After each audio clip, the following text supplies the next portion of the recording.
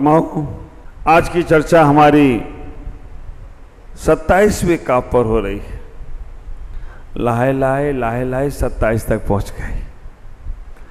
आप विचार करके रखना, आज की हमारी चर्चा 27वें काव्य पे हो रही है और आचार्य मांगतुंग स्वामी उस कारागृह के अंदर बैठकर नए नए अनुभव और नई नई बातें हमको उस काव्य के माध्यम से समझाने का प्रयास कर रहे हैं।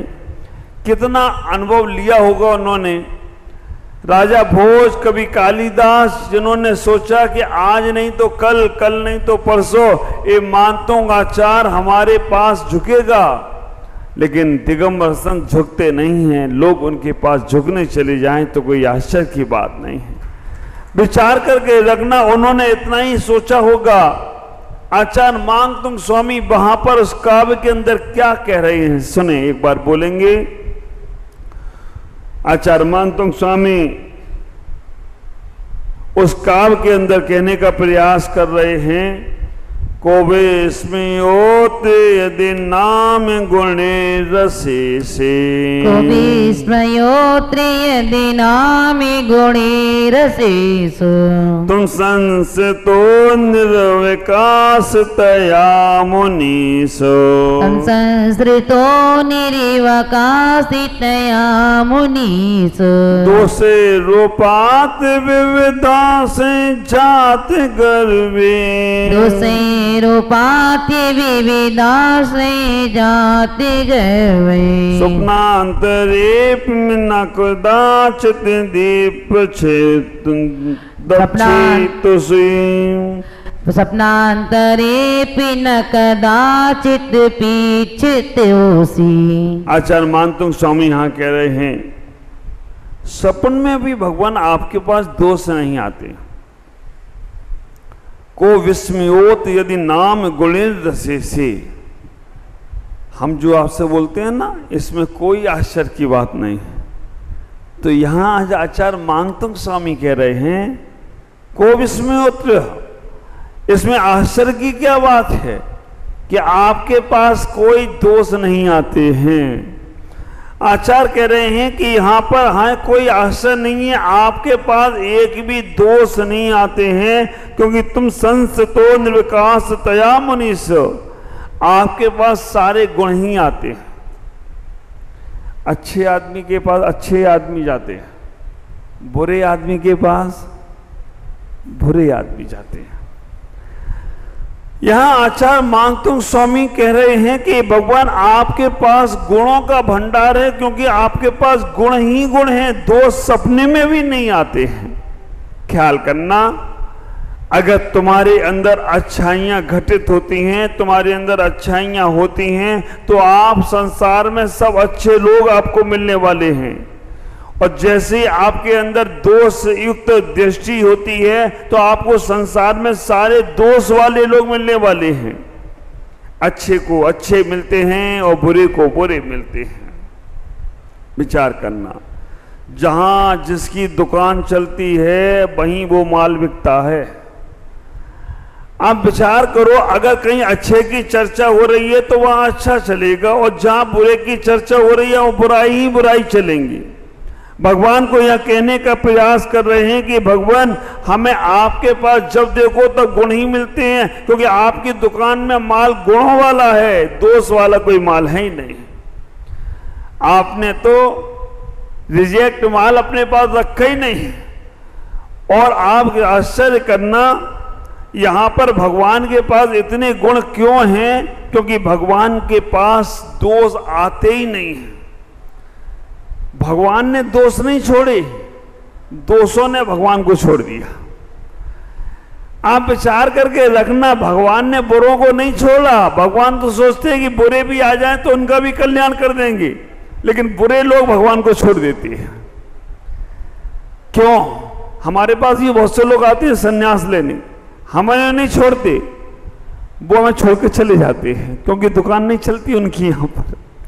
आप विचार करके रखना, जिनकी जहां दुकान चलती है वो वहां माल बिकता है, और जहां दुकान नहीं चलती है वहां माल बिकता ही नहीं है।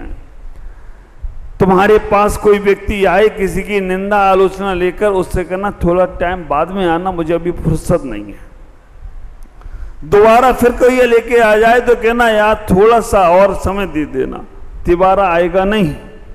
और तुमने पहली बार अगर उसकी सुन ली ना, तो आप विचार करना पूरे मोहल्ले का कचरा, पूरे नगर का कचरा, हर घर का कचरा तुम्हारे ही डस्टबिन में डालेगा। एक कान है, कान को कान रहने दो, डस्टबिन मत बनाओ। और अभी तो इलेक्शन का समय चल रहा है, आप विचार करके रखना, गुलदस्ता बनाओ इन कानों को, डस्टबिन नहीं। गुलदस्ता बनाओगे तो तुम भी महकते रहोगे और दूसरा भी महकता रहे तो कोई आश्चर्य की बात नहीं है। और डस्टबिन बना लिया ना तो कचरा तुम्हारे कान में भी रहेगा और फिर तुम्हारे पास जो बैठेगा उसको भी तुम क्या दोगे।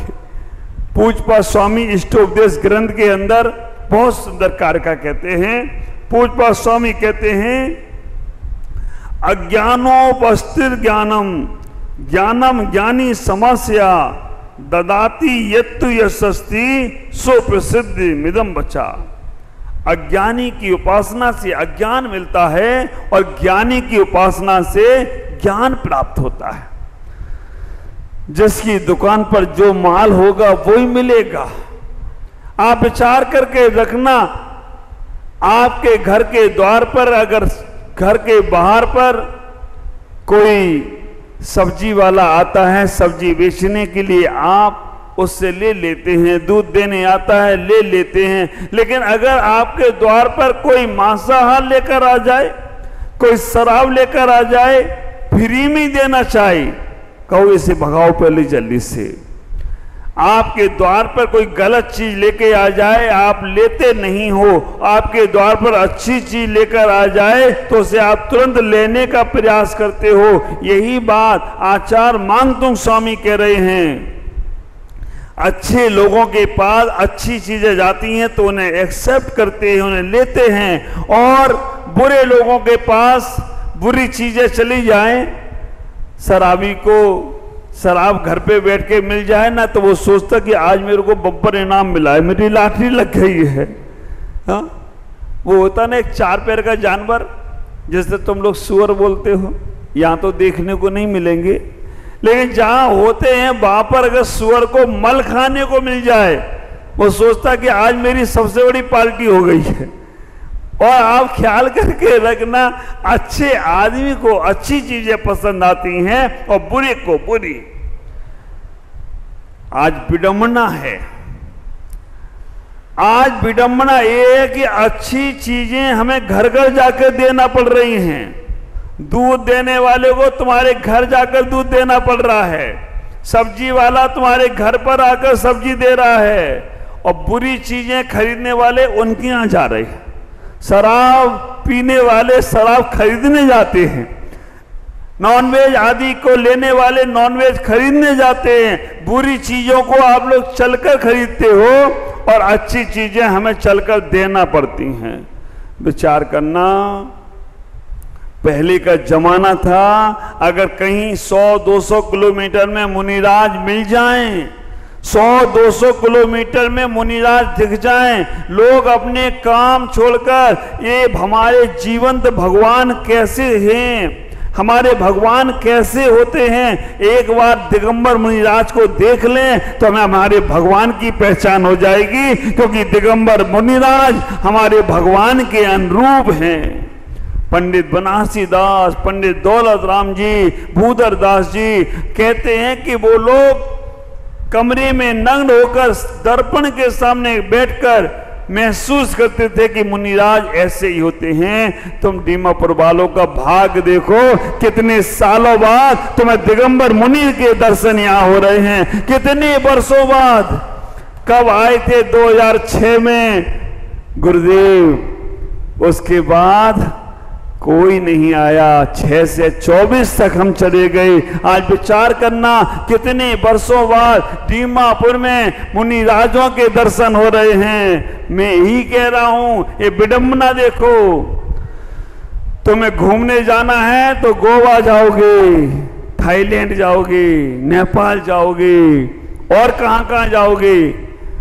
विचार करना, हमें बाहर घूमने जाना है तो बाहर जाने का प्रयास करते हैं, लेकिन तुम्हारे को गुरु दर्शन देने तुम्हारे द्वार पर आते हैं और फिर भी तुम ना लाभ ले पाओ तो तुमसे ज्यादा दुर्भाग्यशाली और कोई नहीं होगा। हुआ एक बार ये, खुजली थी, खुजली एक किसान के एक शरीर पे जाके बैठ गई। उसने सोचा कि एक किसान अभी मुझे खुजाएगा, अभी मुझे खुजाएगा। किसान ने ध्यान ही नहीं दिया। 3 दिन तक खुजली वहां परेशान करती रही। किसान ने ध्यान नहीं दिया, खुजली प्रकट हुई और कहा कि तुम मेरी ओर ध्यान ही नहीं दे रहे हो, मैं 3 दिन से तुम्हारे शरीर पे घूम रही हूं, तुम खुजाते ही नहीं हो मुझे। किसान ने कहा कि मेरे पास इतना टाइम नहीं है कि तुम्हें ध्यान दे। तुम्हें अगर तुम्हारा ध्यान वाला चाहिए ना तो किसी सेठ साहूकार के पास जाओ, किसी लाला के पास चले जाओ, वो दिन भर तुम्हें खुजाता रहेगा और कुछ काम ही नहीं करेगा। उस दिन से आप देखना कभी कभी सेठ लोग होते हैं ना, दुकान में बैठे हुए कहीं यहाँ खुजाएंगे कहीं वहां खुजाएंगे, खुजाते ही रहते हैं, कोई खुजली को आराम मिलता है। तो जब तुम दोषों को स्वीकार करते हो, संतों के पास एक भी दोष रंच मात्र भी नहीं आता है, क्योंकि दोषों की तरफ उनका ध्यान ही नहीं जाता है। जिसके पास जो होता है वो ही देता है। बहुत अच्छा प्रसंग है, महाभारत का दृष्टांत। महाभारत में जब गुरु द्रोणाचार्य ने अपने शिष्यों को पढ़ा दिया और शिष्यों से कहा जाओ अब तुम्हें जाना है तो, लेकिन एक आखिरी परीक्षा शेष है, एक परीक्षा शेष है। उन्होंने की गुरुजी वो भी ले लो। उनने कहा पहले वो परीक्षा कौन देगा, पहले परीक्षा देने तो दुर्योधन तो कहते तो पहले मैं आप विचार करके रखना। दुर्योधन हर समय पहले मैं करता रहता था, मैं करता रहा और मैं करके बकरी बन गया। आप विचार करें, दुर्योधन ने कहा कि पहले मैं दूंगा परीक्षा।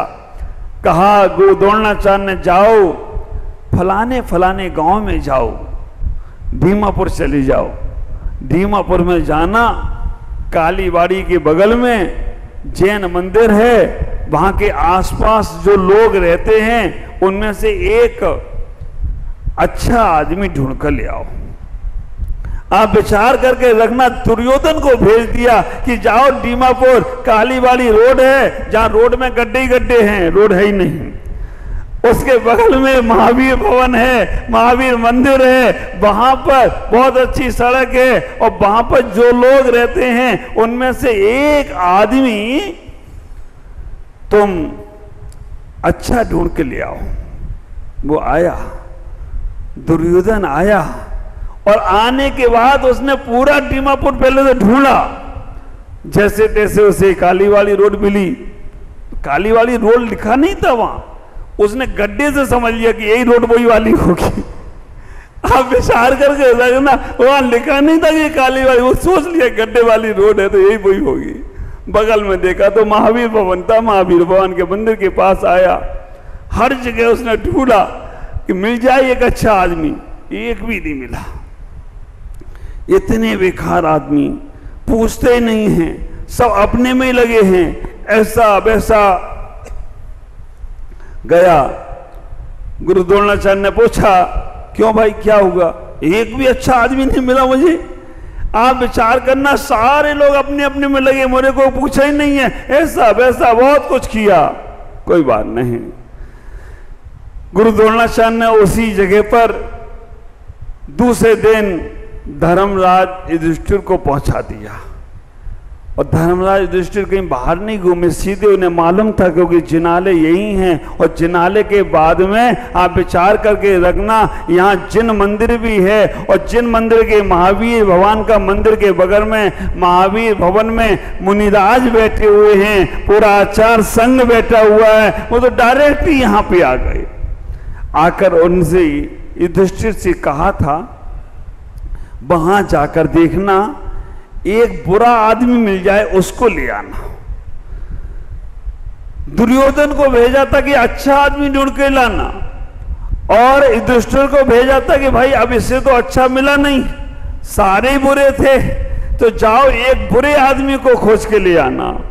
और जब धर्मराज युधिष्ठिर आए, उन्होंने कहा भगवान मैं संसार की सारी परीक्षाओं में पास हुआ लेकिन इस परीक्षा में फेल हो गया। उन्हें क्यों? उन्हें वहां पर मुझे एक भी आदमी बुरा मिला ही नहीं। इतनी आओ भगत करने वाले लोग, इतनी सेवा करने वाले लोग अपना सुख चैन छोड़कर वो भक्तों की, वो शिष्यों की, वो आने वाले यात्रियों की इतनी अच्छी सेवा करते हैं तो हमें एक भी बुरा आदमी मिला ही नहीं। विचार करके रखना, अभी जितने हमारे यात्री यहाँ आ रहे हैं शायद वो सब धर्मराज युधिष्ठिर के ही वंशज रहे होंगे, जिनने एक ने भी आके नहीं कहा कि महाराज यहाँ आने के बाद मुझे ऐसे 1% भी तकलीफ हुई। जीवन में विचार करना, अगर दोष का साथ दोगे, पापों का साथ दोगे तो पाप तुम्हारे अंदर पनपेंगे, और गुणवान का साथ दोगे, अच्छे व्यक्ति का साथ दोगे तो अच्छे गुण तुम्हारे अंदर आने लगेंगे। भगवान के पास एक भी दोष नहीं आया क्योंकि उनकी दुकान चली नहीं, बोनी वट्टा ही नहीं हुआ। अब तुम्हारे द्वार पर लेके शराब का कटोरा लेके पीपा आ जाए, ले लो, तो वो तो कहेगा ये बनिया बेकार। आप विचार करना, पर्यूषण पर में हलवाई रोता है, पर्यूषण पर में वो महाराज है ना समोसे वाला, वो महाराज समोसे वाला कहता है ये पर्यूषण आते क्यों, बनिया आते नहीं, दिन में आते नहीं और रात को खाते नहीं, ऐसे तो बनिए। तो विचार करके रखना, जब तुम्हारा पर्यूषण चले तो इनकी दुकानें, सब्जी मंडी वालों की सब्जी बिकना बंद हो जाती है। वो कहते अच्छे इनके बनियों के पर्यूषण आए। विचार करो, जो माल तुम नहीं खरीदोगे तो वो बोनी बट्टा नहीं होगा तो दोबारा लेकर नहीं आएगा। ऐसे ही कभी कोई दोष लेकर आए, कोई निंदा लेकर आए, कोई चुगली लेके आए, आप सुनना नहीं, तो आपके पास गुणों का भंडार होगा, और जब गुणों का भंडार होगा तो आप गुणवान बनते बनते एक दिन भगवान बन जाओ तो कोई आश्चर्य की बात नहीं होगी। और जहां तुमने किसी का एक दोष, एक बिंदी खराब लग जाए ना, चंद्रमा पे थोड़ा सा काला दाग क्या लगा, पूरा चंद्रमा ही दागीला कर दिया। ये चंद्रमा तो दाग वाला है। एक अगर तुम्हारी गलती कहीं कोई देखता है ना तो तुम्हारी सारी अच्छाइयां खत्म हो जाती हैं।